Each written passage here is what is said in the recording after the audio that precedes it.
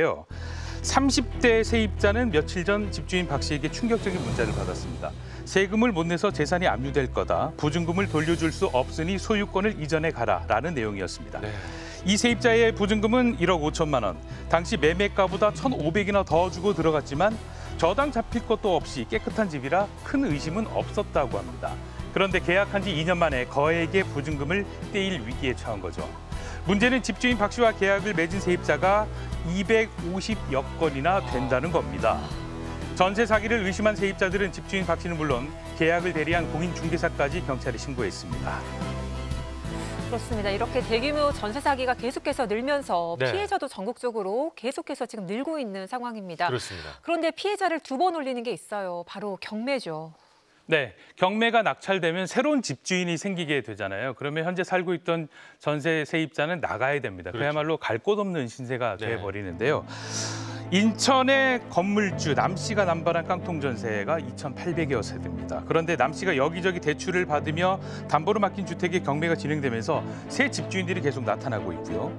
피해자가 직접 낙찰을 받은 경우는 열에 한 집뿐이고 나머지는 쫓기듯이 집을 나가야만 했습니다. 네.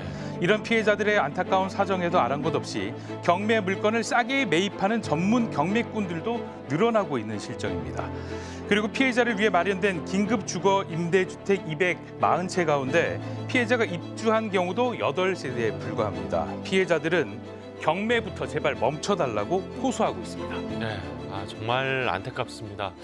정부가 그동안 이제 여러 차례 대책을 내놓긴 했습니다만 오히려 더 지금 피해가 계속 커져가는 그런 실정인데요. 어제 또 이 새로운 대책을 내놨습니다. 네, 상황이 점점 악화되니까 대통령이 직접 나섰습니다. 현재 진행 중인 경매 일정을 전부 중단하라라고 지시한 건데요. 예. 그리고 정부는 오늘부터 전세 사기 피해 매물에 대한 경매를 즉시 유예하겠다고 밝혔습니다.